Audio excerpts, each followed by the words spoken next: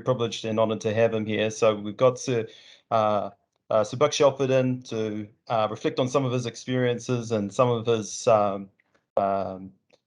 insights and leadership moments in terms of his personal and professional life and how that might now reflect back into business. But it's mainly an opportunity to get to know some of Sir Buck's stories, and when we're thinking about some of our partai and some of our questions, please let's manage that in a way that's reasonable so we don't go on too long. So we're going to invite Sir Buck to talk for maybe 20 minutes, and then we're going to start opening up for questions and partai. So on behalf of everyone here, Sir Buck, ngā mihi ki a koe, ngā manaakitanga ki a koe toa.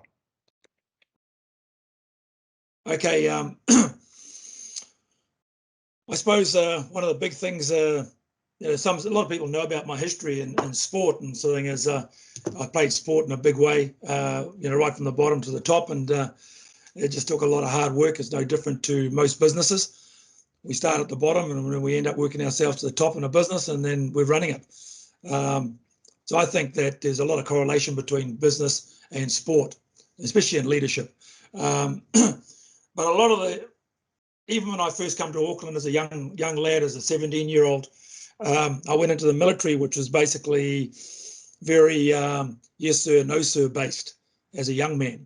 And so the thing is, you never questioned your people above you, your peers, because they knew everything. Because you're only a young guy moving into a lifestyle that you've never seen at all before in your lives. And that's probably the same for the Army and the Air Force. It's quite a different lifestyle to actually being in the public sector. But the public sector, you're probably moving between businesses as well. Business is very similar. Some of them might be quite different. So most of our services are similar, but they aren't similar in regards to the guns and the, one uses airplanes, one uses ships, one uses land tanks and all that sort of jazz. So they're different in a different way. But the basic philosophy in the military is yes sir, no sir, 3 bags full sir. And you just don't do that today. But in my time, that's what it was, and that's what I grew up with.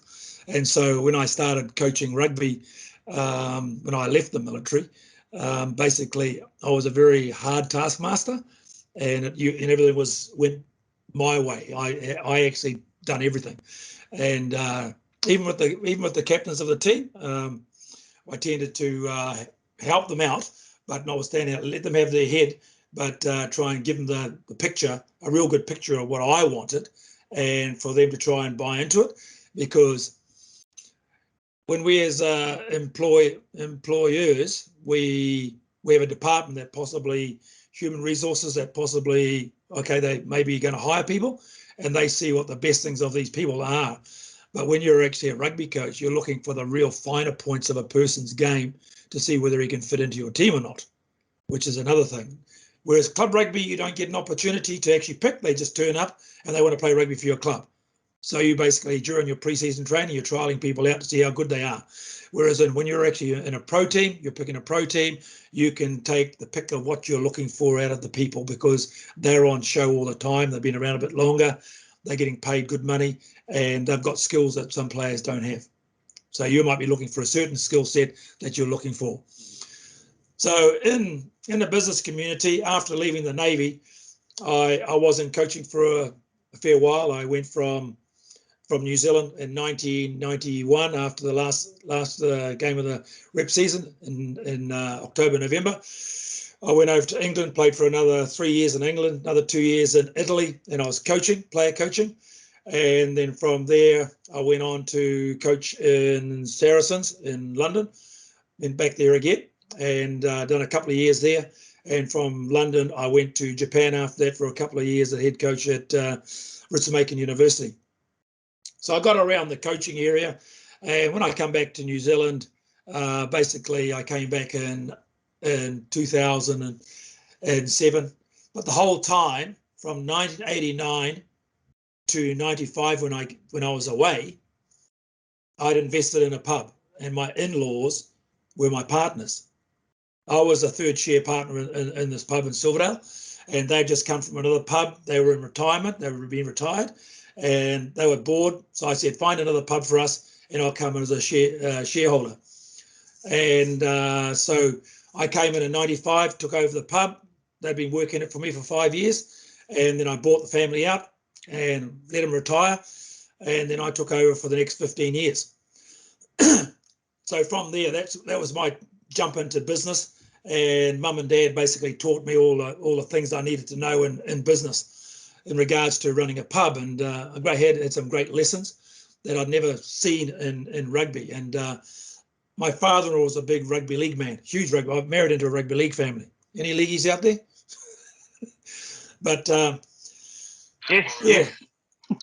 So with my rugby league father-in-law, he showed me all the tricks of the trade and all that sort of stuff and little wee things. And basically one of the big things he did say to me was, your first lesson is that everyone who walks through that door, whether they've got gumboots on or dirty boots on, or they come in a suit and tie, their dollar is exactly the same. So treat people with respect. And so then, if you've got a problem with their dirty boots, just ask them to take their boots off kindly and leave them at the front door, And those are sort of things that basically happened in the business. I learned a lot of little things like that off him, that every person's dollar is exactly the same, no matter what they wear on the back, no matter what they look like. And there has been, I know of a few pubs that have turned a lot of Māori people away because they're wearing black jackets, black jeans, and they ride around the big Harleys. And not too many people like that scene. They think, it's intimidating, all those sorts of things. So you learn to work within that. And I had people with Mongrel Mob, Black Power, as well as some of the other gangs come into the pub, and I just stand at the door and say, boys, no jackets, take them off, leave them with your bike. Come in and get a beer. You can go and stand by your bike so no one steals it or whatever, but there's no jackets in this place. And all it has to be done in a respectful way, and they'll respect you as well. So one of the big things in sport, getting back to rugby now, is that respect that we actually have in business for each other, whether you be at the bottom or whether you be at the top. And that's basically values-based. And I think that by being values-based, I think most businesses do have their mission statement or their vision statement of what they want. But I think that that is good to have your vision or have a mission of where you want to go and what you want to achieve, your ultimate goal. But how you're going to get there is another story. And during that journey, what are you going to be like? What is your business going to be like? So when it comes to rugby, we base a lot of our rugby, and the All Blacks do this as well. All the professional teams do it. They base a lot of their stuff around the values, their core values of their team. And, you've got leadership, communication, attitude towards the sport. There's so many different values that we can use, but we use them all the time. And I think that the big thing is, can you live up to your values? That is one of the big things. And I see a lot of people working in jobs, and I say, well, what's your company? What's your company's values? What's your mission, your vision? And, but do you actually live by your values, or do you just, they're on a piece of paper and no one actually knows them? They've seen them, but they don't actually understand them in depthly. So in the All Blacks, I think that, our leadership, where we lead from the front with good kōrero, with good communication from the oldest people on the side to the youngest people. And I think our All Blacks lead the way in that department. I think that the next best team in New Zealand to lead or follow would be probably Canterbury, the Crusaders, for what they've achieved in the last decade or so. They're just winning championship after championship after championship. And so they must have a great values-based team, which everyone is understanding exactly what they're needed for and what they have to do to make this team work and basically churn out, produce great All Blacks as well as win championships. And I think that they are the epitome of New Zealand at this time. Even though the Blues won this year, You know, it was great to see the Blues win after 10 years of not winning a championship. But to back it up would be the big thing for the Blues, is can they back that up with another one and another one? And that's the difference between quality teams and teams that are, you know, can make it 1 year and drop out for 2 years or something like that and come back 2 years later. So it's a lot of it comes down to the selection of who you got on your team and who's calling the tune, you know, what positions do you need, all that sort of stuff, and the people you have working for you. And in my particular business right now, the reason I brought my kids in now is I'm not getting any younger. And so the thing is, I'll still be around. But the thing is, I want my kids to take over the business so they're actually, they know exactly where my dream is going and my vision. You know, I've got a bit of a vision. I've got a vision there. And so the vision is to actually try and fill up my kit or my land holdings with businesses where they just take control of and just run. And that's my dream for them. Now, I'm no different to many of us here. We started off with nothing as poor Maoris, and I'm from Rotorua. We grew up in probably a lower middle class family. And my father was probably the first Maori in our street to have a brick house, and he built it himself. You know, so he went out of his way to actually build a house for us and with his own hands. Notwithstanding that, you know, it's still there today, and I owned it for about 5 years until I decided to sell it to make some money out of it to get my dream going. But notwithstanding that, I think a lot of in my business that I currently have now is a big car wash. I've got six bays of self-wash and one big automatic. And I've got 2 full-time employees and 3 part-time employees. And so basically it's about the full-time employees work during the week and the part-timers are in the weekend. But we are our busiest time is the weekend. So we've got some of my part-timers are basically my son does part-time work. I've got 2 elderly gentlemen that do part-time as well. And my son-in-law, who's the manager, currently he's the manager at the moment.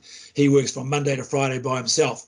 And basically he's on call all the time just in case we have a breakdown in machinery, because he's the only one who understands all the machinery. So he's going to be leaving us in the next 2 or 3 weeks. And my son and my daughter will be taken over. And basically, just lucky that my son-in-law is my manager, isn't it? You know, he's married to my daughter. So they're swapping roles. He's going to go back to his job, which he was a fabricator, and he's just around the corner. But he's going to put in about 10 or 12 hours a week for me because it's family. It's a family-run business. And he can come and, you know, when we have breakdowns, he'll come back, just run up the road and find out what's gone wrong and things like that. But he's also going to be teaching myself as well as my son to actually look at these things as well, because we don't come from mechanical backgrounds, whereas he's been pretty good. He's learned a lot in the last 2 years. And so he'll pass on that knowledge down to 2 other people in the business, as well as our part-timers who work on the weekends. One's a mechanic and one's an engineer. So basically they're pretty good with their hands. And if they see that a pipe's busted, they know how to replace it straight away. So we don't stop production going through, which is good. So it's one of the big things about having a car wash is if you do have a breakdown or you have a problem with water or water pipe bursts, you shut down. If you haven't got water, you can't wash your car. So you've got to basically have spare hoses on site and all the time, and just in case they actually burst on you, all those sorts of things. So, you know, we've got to be, and they're not cheap either. You know, can be quite expensive. You know, $1,000 for 12 meters of a coil and 2 ends on it. You know, it's $1,000. And so there's those sort of things. And so we've got to hold these on site just in case they blow. And so they're under a lot of pressure. So we do get blowouts, not frequently, but probably one every 2 or 3 months. And we've got to make sure it's ready to go, fixed up within probably a couple of hours, fix it up and get it going again. So we're actually not losing money. But when we have lockdowns like this, we're completely shut down and nothing's working. But my manager's been down. He's cleaned the tanks out, gone down to give him a bit of a turnover, even though he's not supposed to be there, breaking the rules a little bit. But to site, no one's down there at the moment. The whole of the facility, the whole area is actually shut down. It's a light and commercial area. All the pubs shut down, everything's shut down there. So we sneak down there and we actually do a bit of cleaning and get on top of some of the stuff that needs to be done. I see that we're getting bad network quality at the moment. Can you guys hear me? Perfect. Okay, so because sometimes we go out. So in regards to business, you know, I've basically been in the car wash business for 2 years now on my own, but I've basically been learning off every car wash that's around New Zealand that actually has the same system as I've got. So I go down to Tauranga, Papamore, and I go and see that guy, Alan Rea. He lives down there. He's been going 5 years now, and I just loved his setup. And I went with the same setup that he had, and I'm talking to him all the time. And I've met up with the Whitianga people. They've got the same as what I've got. So it's the same gear, I mean. You know, we're Istanbul, which is a Spanish company. And so Whitianga, they've got one from Istanbul as well. And we talk to them all the time. We talk to Taranaki. We talk to Queenstown all the time. So the problems they're having, you know, we try and keep up with what's going on with each other. And we're learning off them. So how do you fix this? And how do you do this? How do you do that? Because it's maybe my kids will be a little bit better than I will be at it, but a lot of our stuff is computerized. And so our automatic washing machine is automatic and it's computerized. And when it breaks down, I ain't got a clue. So we're going to bring in the experts and to fix it up. So you do actually have problems with it at times. Yeah. So I'm very lucky that I had a son-in-law that could put his hands to anything, and he's pretty good, But he just wants to go back to you know his old job. But within the job, it's a one-man job really during the week, and you've got to be able to do a lot of jobs. So you've got to be able to talk to people. You've got to treat people with respect, and if people have got a complaint, you say, right, okay, yes. You got to listen to their complaint, because sometimes you get a verbal abuse from certain people, and you just got to bite your lip and basically, yes, ma'am, yes, ma'am, yes, you know. So sometimes you actually get an earful, and then sometimes you get, hey, thanks for that. It was great. You know, the car came out beautiful. Really enjoyed the car wash. The facility's great, nice and clean, all those sorts of things. And so you've got to deal with both of them. And if you've got a real problem, well, I'll send you to the boss. And so they come to me, and then, you know, I smother them with love and kisses and tell them that they, yeah, we agree with you, but you're wrong. We have all these rules at the front end of an automatic car wash, all these rules, don't do this, don't do that, you know. And do they read it? No, they don't. They go with step ladders on their roof racks and things like that. And there's no way that your car can be washed when you've got a step ladder on the top of it. You know, it's just people just don't have any common sense sometimes. So you have all the rules in writing, and they just don't read it. And then all of a sudden you have an accident, and you know, people are really, they all actually blame too, because, you know, at the end of the day they'll blame me or blame the car wash because, you know, my car was in here, but when I left, I didn't know I was going to cut the corner that early. You cut the corner and you just smashed you just cracked my wheel brush, $3,500 to fix it, you know? And so the thing is, but that's just not driving out of a car wash correctly, you know? Little wee things like that. And so the thing is, because he was driving the car, it was a car accident, and basically his insurance had to pay out. But he didn't like it. He did not like it. He thought we should actually pay for it ourselves. But so the thing is, you know, we take no responsibility to things that you break in the car wash.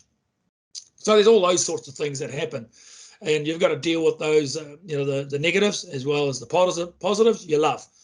You know, my son-in-law had a big bus coming one day, and these two old ladies got out, elderly ladies in their 60s, and they said, "Oh, that's our bus is a bit high. Can you clean our bus for us?" And my son-in-law said, "That's not what we do. This is a self-wash." And he said, "You sure you won't do it for us?" "Oh, okay, then I'll do it." So my son-in-law's Maori, so he actually washed their whole bus for them, done the roof and everything, big bus, and they gave him a $50 tip. So sometimes there is a little bit of charity out there, and you give it away when you can, you help out, and little things like that. And it just makes them feel comfortable about the facility, that they'll come back again, because you want them to be coming back time and time again. Repeat clients, that's what you want. And I think that comes down to an attitude of staff, making sure your staff have the same sort of attitude that you want, that you have, and the way what you portray in your business. And that's all about making sure that the customer gets what he wants. And I think that stems with a lot of good leadership as well. As long as we lead from the top down, we lead well from the top, it all works well. And it's about them teaching as well and learning. But once we're in the fray of working in my job, okay, we do a lot of cleaning and all that sort of stuff, and we're just watching all the clients, making sure that they don't have any trouble with what's going on within there. The pub's a little bit different though when you're a publican, but you're always wary of glasses being broken or bottles being dropped and smashed and things like that. So you have your wits around you. And I always used to say to my staff, if I come back into the pub at any time and there's dirty tables, there's tables that are empty, no people, but they're full of plates and glasses, you'll be held to pay. Because as soon as people leave the environment of the pub, that's the first job you do, is clean the table out and make sure it's set up for the next people to come in. And it's just hospitality, that manaakitanga, having a clean facility. And I think that a lot of people who came into the pub when I was there for that 20 years with mum and dad, they basically said, probably have to be the cleanest pub we've ever been into. And people loved going in there because it was warm. In the winter, we always had the fire going. And we disagreed with people trying to fry steaks on the fireplace in the middle of winter, though, So we didn't like that. Or we didn't like guys who came in with a chainsaw and chopped off pieces of your carpentry in your woodwork of your seats. So, you had problems like that all the time. And I think in the 20 years that we were there, I only saw myself personally in the pub at night. Well, it was three fights in 20 years that I saw, and they were just mates against mates, more than anything else. And so one of the rules my father-in-law said to me was, when you get into the pub, the first thing you do is you get your staff to say, hey, you and your staff, and get your locals and get them in there early. And when you get all your locals in there, say, this is your pub as well. This is where you come to drink. And so they go, so if anything goes down in this pub, you're here to help us. All right? Help get rid of the riffraff, and if they'd turn up. But we didn't have that. We didn't have any trouble at all. It was a great little pub. But there was always that chance it might have. So you get the locals to help you to sort it all out. Because most of them would have known somebody there, And it was about, respect for them, not about beating them up or anything like that. It's just about pushing them out. They've had too much to drink, on your way. Don't drive home or ring your cabs, or, you get a taxi bus and all that sort of stuff. But, times have changed in that business, and you don't see that sort of stuff going on much nowadays, barring downtown Auckland, I suppose. But I think I've been speaking for a while now. So just like that, what would you like to ask? Any questions? Oh, kia ora, mate. Tino pai na whakamārama. Thank you for the background on business in New Zealand over the last 20-25 years. And most of us didn't know that you were a pub owner and now a car wash owner. So thank you for sharing some of those stories. Yeah, that's right. Some idiots are just idiots. We used to have a saying in the forestry industry. It's pretty hard to teach an idiot safety in the forest if you're an idiot. And so you can see how that unfolds. And and I'm sure there's a lot of people wanting to ask a few rugby questions as well. So we're going to try and keep that at bay a bit too much so it doesn't become a complete rugby discussion. But my distant cousin Grant Fox, he was criticised a lot for never scoring a try in 20 years. And you know how this idea that we've all got our roles in life and some are just very good at certain roles. And what was that sort of internal feel, playing with someone like Grant, who was clearly one of our great kickers, but knowing that he was only good at that and he wasn't the guy to score 5 tries in the corner? What was the vibe internally about, knowing about team members having great skills in one or two things? Well, I think that Grant, I played with him. I didn't play club rugby with him. I met him when I made the Auckland team in '82. And so 82 to 84, I played for Auckland. And then I went over to North Harbour. But in those 3 years, I got to know him pretty well. And he got to know me very, very well. Because, I had he was basically drove the ship for us. He was the brains behind everything. But there are certain times of a game, I'd turn around and say, we used to have a call. So I was an A ball. I looked at him and I said, what do you want? He says, A ball. So he wanted me to use the ball. So I had to come up with a move off the back of the scrum or something like that, or the line out, and we'd do something off the scrum because Grant loved the ball on the run when he could run onto it, run onto the ball and get while we were going forward. That's the best ball he ever wanted. Whereas if he was static, he hated that ball, so he wanted. So we done a lot of that. And when he really did want it, we actually sometimes we agreed and sometimes we disagreed. So, because back in my time with Grant, he was a great great technician and get rid of the game, the way the game was flowing. And we relied on him a lot. But I chimed in there a lot because we had a lot of great moves down the blind sides with our fast halfbacks, our fast wings, and fullbacks. And basically, hey, we scored more tries than going sideways, And something is, we ended up scoring on the outside wings, but because we challenged them on the blind sides, we dug deeper into their blind sides really well a lot of the time during that period. And so pulled their defences right over. The defences of my day were not like today's defences. They were quite different. They chased the ball a lot more. And so basically by the time we'd gone in, 20 metres behind them, spread the ball, we're scoring tries in the opposite corner. So by being on the front foot all the time was a great way of playing football. And Grant, we played like that from 82 right through to 1990 when I was dropped out of the team. So great understanding. But in sport like business, I suppose you employ people for what they've got. They don't have to be your mates or your friends, but they be your work colleagues. And that's where it stays. And so I don't see Grant a lot. I see his boy on TV a lot more than I see Grant. But it's just one of those things that, you can have a very, very professional rugby team in front of you, but you don't have to be friends away from the field. Yeah. You don't have to have great friendships. You can be friends while you're playing together and things like that. Socialise for an hour or two and then you're gone. Yeah. But, during my day, most of my socialising was done with Māori people. And so I had my big Navy friendships.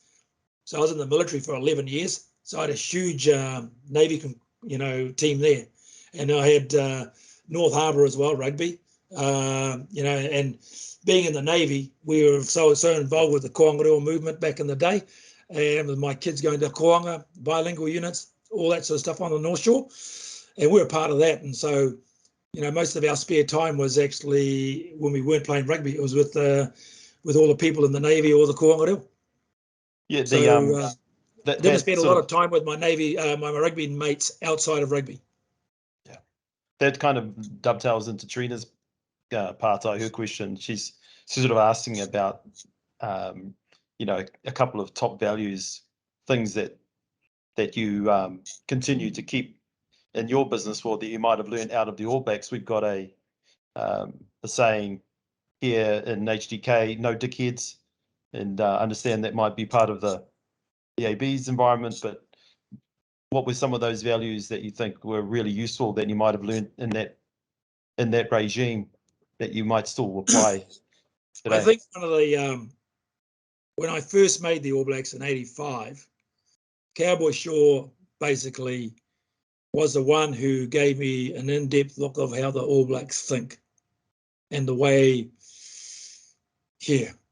what it's all about. And saying as when I went to put my first ever jersey on, he said, "Are you prepared to wear that jersey?" And I didn't know what he meant. And I said, "What do you mean, Cowboy?" He said, "If you're not prepared to piss blood for this jersey, F off home." That's how serious they take the jersey. They're so proud of that jersey. It's such a small club, but they're prepared to bleed for it, bleed for that team. And so they put their body on the line. And we're very lucky in our country. That's what, I would say we've still got the highest percentage of wins out of any team in the world. So we're sitting at around about 87, 88% of wins over any other, or closest to us is South Africa. I think they're around about 70. Yeah. So it's all that success, and that I think it's also, it's a little bit of a legacy. New Zealand has just a great legacy in rugby, but not just rugby, and other sports as well. And running and all that stuff with John Walker and Peter Snell and all those sort of guys. But the rugby legacy goes right back into back to the New Zealand natives, and it was just success all the way. And so we don't want to let down. We don't want to let down the people who we're playing for now, and the people who are going to be coming into the team tomorrow. Yeah. And so we talk about, in the All Blacks, we talked about the carrying our kaitiaki on one shoulder. So everyone who wore the number 8 jersey always stands on one shoulder, and all the rest of New Zealand are on the other shoulder. And they're there to help you win your next battle. Go out there and win that next battle. And so it's about working your butt off for New Zealand, because that's basically who you are. In business, it's about working your butt off for the team. So we're all included in the one team. And so from the CEO, general managers, all the way down to the bottom, we're all in one team. And basically, we're actually working together to actually achieve that common goal. Yeah, wonderful. Winning for that business, whatever we're trying to do. As you coached and played across the world, and whether it was Italy or whether it was Japan or whether it was England or whether it was here locally, there would have been some pretty cool cats that you would have met in that time, and specific individuals that you would have thought, hey, I'm going to take a couple of leaps, like Cowboy Shaw with his insight about the jersey. Who else were you seeing out there that just provided some brutal insights about how you might go about things that you can recall? Well, I think that, we talk about timekeeping a lot in sport, being on time, and businesses being on time, get to work early, all that sort of stuff. And I had this one rugby player, he was always late, and he'd turn up in a bloody big Harley Davidson and his bloody big headphone, big helmet on. And he was really late this day. And I saw him coming down the road. I could hear him on his big bike. And he's coming down his road. And I knew I didn't know what he was. I'd only just met him, and he was late to the first couple of months that I was coaching. He was late all the time. But he was extremely late this particular night. And I said, Tony, I think his name, Tony. And so Tony, why are you late? You're always late. Oh, I've just come from work. I know everyone's coming from work, but you seem to be always late. Oh, sorry, boss, I'm a little bit later than normal because I just come out of the operating theatre. I'm a surgeon. So I said, well, don't hurry for me, all right? So when he's actually one of the top 5 heart surgeons in Europe now. And he's like this. He's a big man. He's huge now, put on the weight, but a very clever man. And so the thing is, he was my open side flanker, and a great footballer, very good footballer. But that's when I learnt if people started coming late, that's when I learnt that people can be in some quite important jobs, have to go to important meetings, and they might not be able to get a call in early enough to you to actually make to say that, where's so-and-so, why is he missing, all that sort of stuff, So just remember, they're actually trying to work as well. and everyone's working, but there might be something in their family that had to be done. They didn't have the time to talk to you about it, all those sorts of things.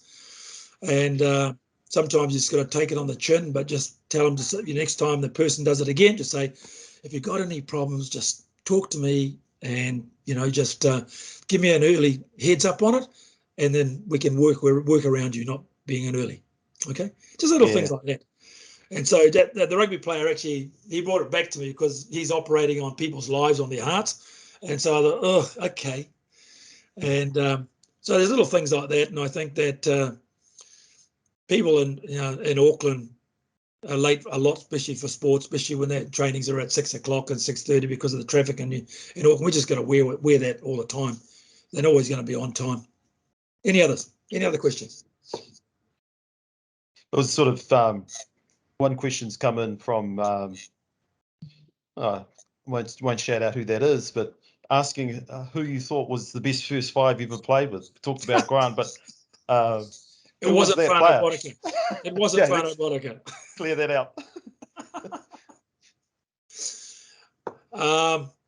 I think Whānau was a great fly half. Foxy was as well, and Whānau knows why he didn't get picked a lot. And he even tells his story when he talks at luncheons and dinners. And so the thing is, but he learned his lesson when he went to England and realised that if he wanted to play in the team and make all the bonus money and all that sort of stuff, he had to be playing. So basically, he started practicing his kicking, and he went from a 50% kicker, whereas Foxy was about a 76, 78. He went from a 50% kicker to nearly a 95 to 100% kicker every week. So, why didn't he do that when he was playing rugby? Because he wasn't getting paid for it. And so the thing is, well, when you don't get paid, okay, you tend to be a bit more relaxed, I suppose, and say, I'm just playing for fun. And so the thing is, well, when you're in the All Blacks, it's not for fun, you're there to win. And if you can't kick, you're not going to make the team, really. Yeah. So, you look at, I think Whānau was a great 10. And I think you can see the same comparisons with Carlos Spencer and Mertens. Carlos did play a few games because he played a lot longer, about 10 years. Mertz played a lot of the first, the early tests, and Carlos played a sprinkling of them during that time, but he did get his test caps up there quite a bit later on in his career. Yeah. There's been a lot of discussion in the last 5-10 years on well-being in sports, well-being in rugby, well-being in terms of how we should be thinking about that. And obviously JK's come out quite a bit on that in the last 10 years.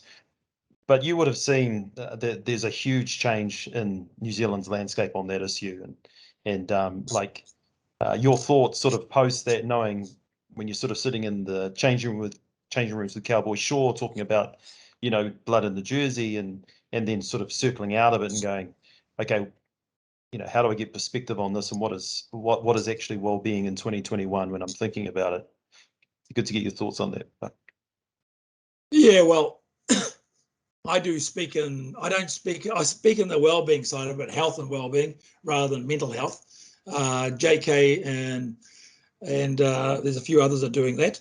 So I tend to ignore that side, or not ignore it, but I don't tend to delve into it. I tell people, if you want somebody to speak about mental well-being, go to JK and hand it on, because he's the one who's been in that space. In all the years that I've played sport, I've never been in that era, that realm of spiraling down like JK did. And you see it a lot today in our young people, and which is quite sad. And one of the things that I suppose that we learned when we were young is we were kicked outside, come back later on when you get the yell for dinner, all that sort of stuff. And then after dinner, you'd be out there again, climbing trees, playing bull rush or whatever it is. And, you're getting beaten up by all the big boys in the block. And because you're cheeky, boys are cheeky and all that sort of stuff, and you get a bit of resilience, you keep bouncing back all the time.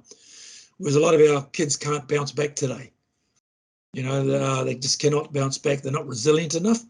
And it's about, we can teach resilience. Of course we can. But the thing is, you've got to expose people to things where they can actually try and overcome that mental blockage, where they actually struggle with it.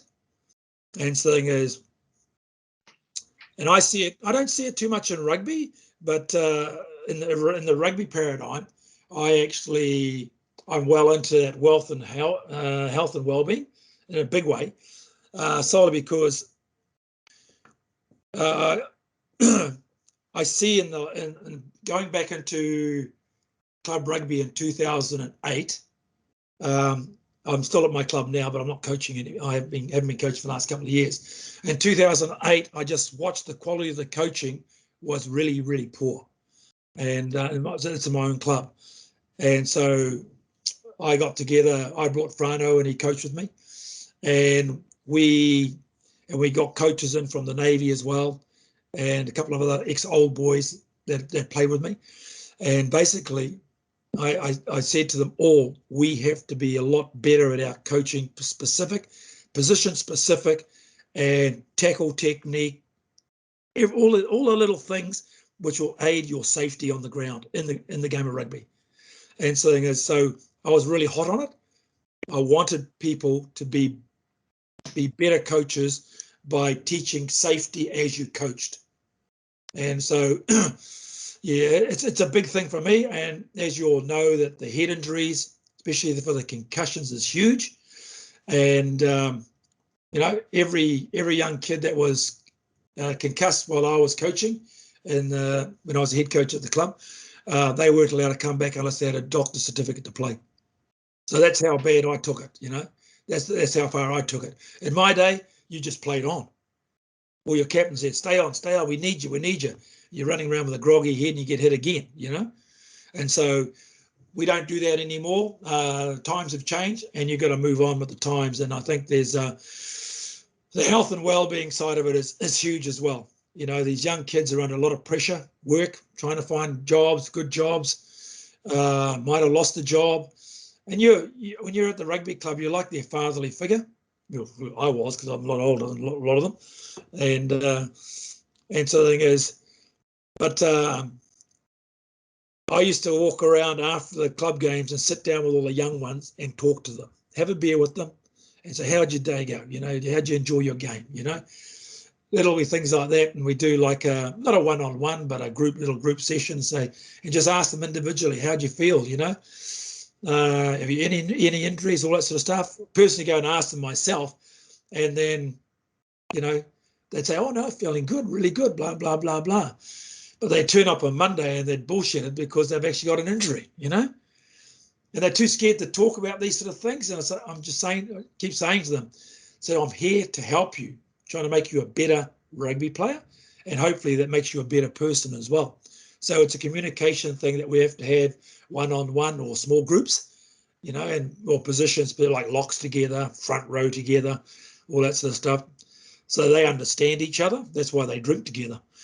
And so it's about trying to get into their corridor or what's happening in their lives. And you got a girlfriend yet? You know, most shy off, nah, you know, all that sort of stuff. And so then all of a sudden, 2 years later, they all got girlfriends, you know. And then that's another thing that comes into their life. And all of a sudden they start coming late to training again and all that sort of stuff. And so, boys, having a girlfriend doesn't mean to say you have to be late for training. All right. If you work overtime or something like that, okay, fair enough. I don't mind that. But if you actually get the training, just make sure you put in the effort, you know, when you get there.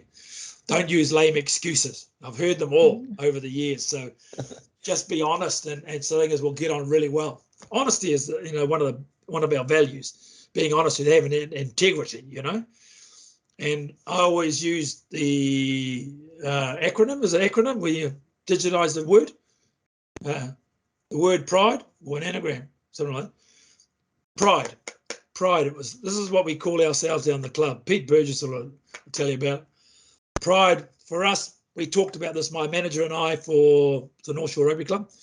Personal responsibility and delivering excellence every day. We use that as our code. Pride. We call ourselves a pride, and this is what it means. Personal responsibility and delivering excellence daily. So every time you come from work, you come to training, you put in a big effort. Tuesday, Thursday, Saturday, make sure you prepare well on the Friday night. Don't go out drinking all night. Have a couple if you want to. I'm not going to stop you. I done it. Had a few beers. It's not going to hurt you. But mind you, on Saturday, you make sure you front up. You know. Beautiful. And Beautiful. so it's little things like that. Yeah.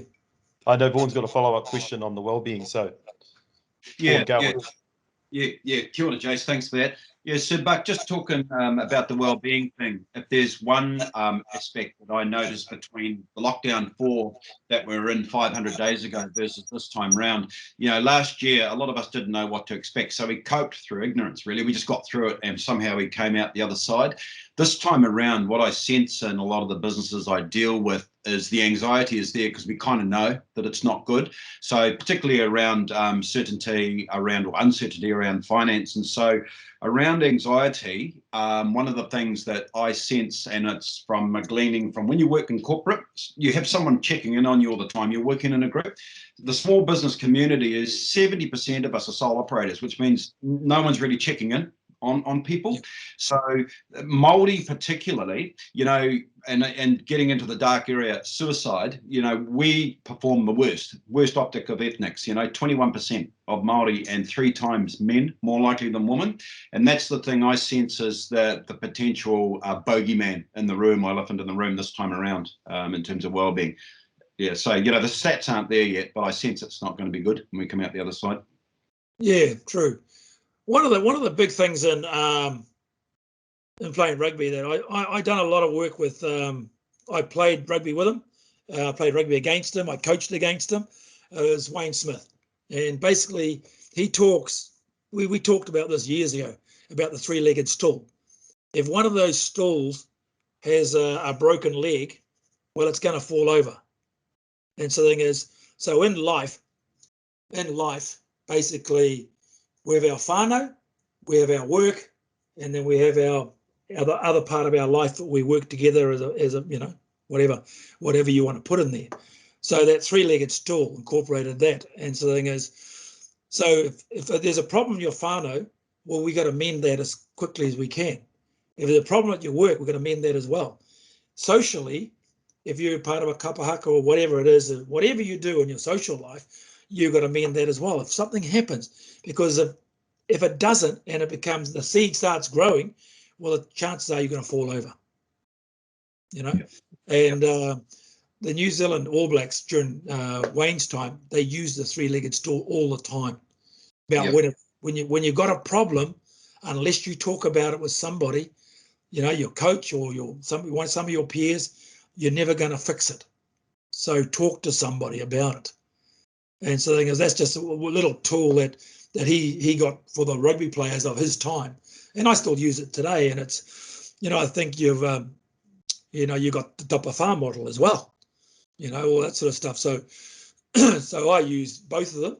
And so, you know, one of the things about the Tapa Farm model is we have the hini nuttles in there, the mind, the mental side, whereas it's not in a lot of other things, the Pākehā things, models. It's not there. It's just whereas that spirituality that we have as a people is huge, and I think that keeps us quite strong at times. And so people do fall through the cracks, and I think that I now, you know, with the people I talk to and we've talked to in the community around my area here, we talk about it. We think that this could be an ongoing thing for the next 3 to 5 years.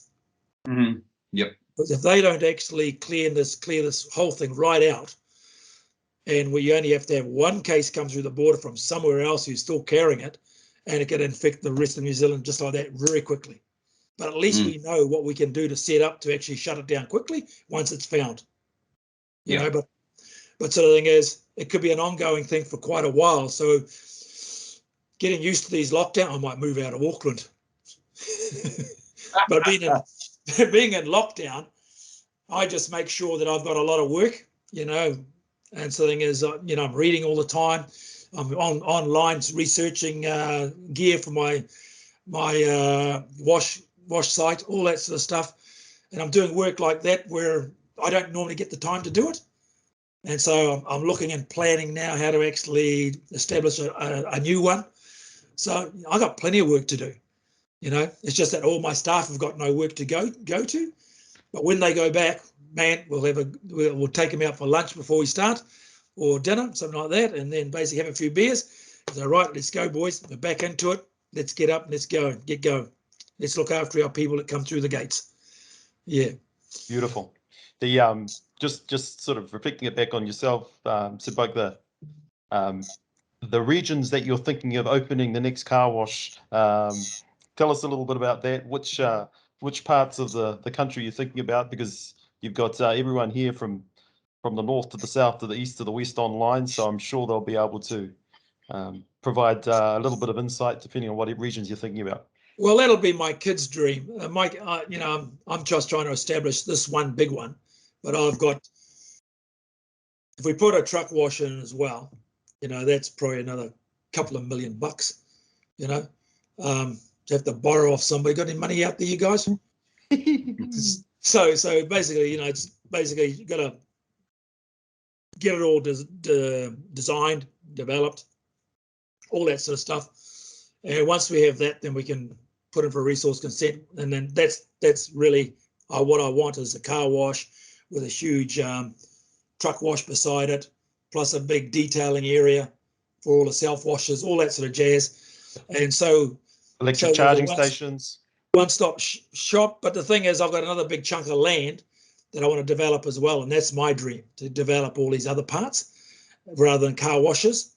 And so the thing is, if my kids want to move and develop another one somewhere, could be their dream, you know. And so the thing is, so it's one of those things that it's you know, they're paying cash all the time, you know, they pay their bills, you know, they pay for what they do. So it's like going to the supermarket, you know. Yeah. Yeah.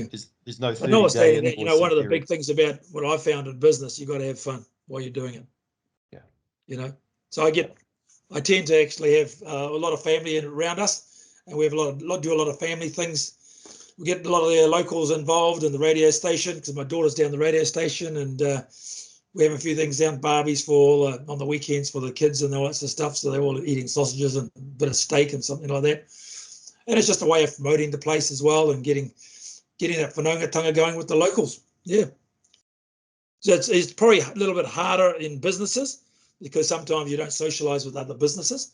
But in our business, you want to socialize with the locals, just like a pub. You're socializing all the time, going to the pubs and just walk around in the pub and see all the locals and how you going. Haven't seen you down the car wash for a while. Come on down, we'll give you a clean, you know, and all that sort of stuff. So you're actually trying to build that community hub up to come down and follow you, because there's no other car washes in our area unless you do it by a hose. I just can't wait for the government to shut down people from using hoses and washing their cars in their front driveways. Yeah. But notwithstanding that, it's all about having a bit of fun with the locals as well, you know, and getting out there and getting to know them. Yeah. Yeah.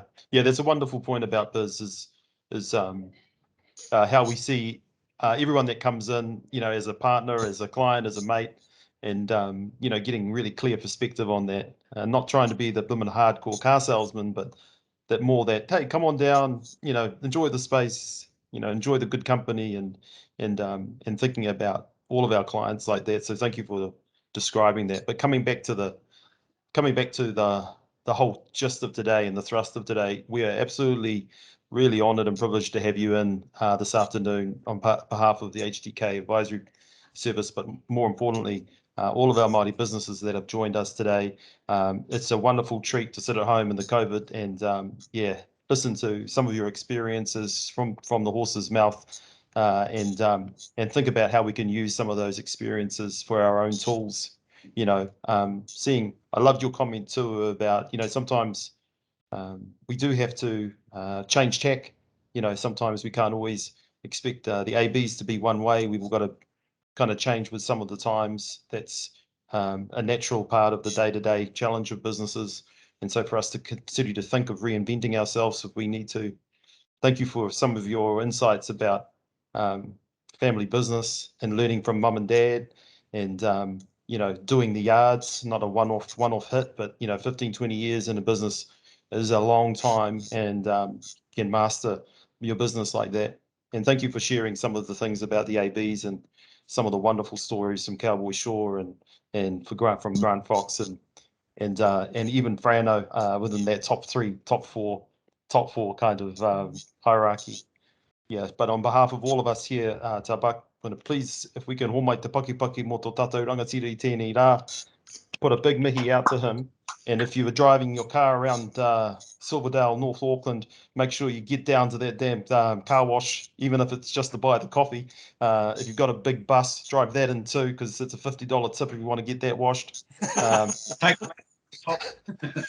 My son's a great chef. He's a chef as well, so he's actually a qualified chef, military trained, and basically he's going to have some good food on there in that cafe, that's for sure. Oh, that's wonderful. Thank you very much, everybody. Yeah, tēnā ki koe te rangatira. I'm going to close with our karakia and wish everyone a great day. But please, yeah, send your aroha and your whakarunga tautoko kia tā Buck me tāna ana mahi katoa. Nō reira ka tau nā manaakitanga a, tūnaro ki rungi tēnā ki tēnō tātou. Kia mahia tō makihi. Kia toi te kupu, toi te mana. Toi te reo, toi ngai tātou. Turuturu o whitika maua kia tīna. Haumi hui e. Kia ora everybody. Thank you for being here today. See you after 4 o'clock.